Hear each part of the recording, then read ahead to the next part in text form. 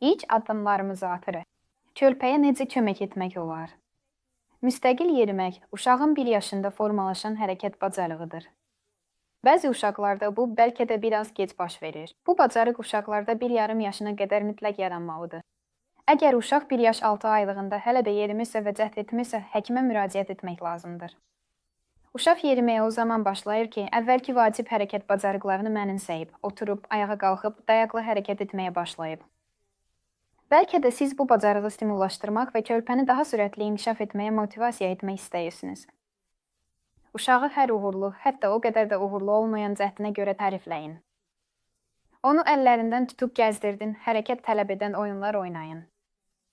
Məsələn, körpədən 1-2 metr aralı oturub onu yanınıza çağırırsınız ki, uşaq gəlsin.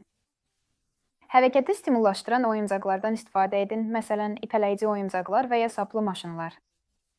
Baxın, körpəniz üçün necə daha rahatdır, yalınayaq çorabda, yoxsa ayaqqabıda gəzmək. Əgər uşaq yalnız yalınayaq gəzir, bu tamamilə normaldır. Zaman keçdikcə o, ayaqqabıya da öyrəşəcək.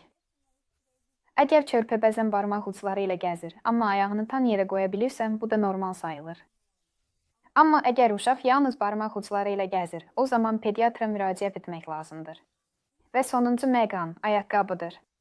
Ayaqqabı yüngül olmalı, asan geyinilib çıxarılmalıdır. Uşaq həmin ayaqqabıda rahat gəzə bilir, yıxılmır, büdrəmir.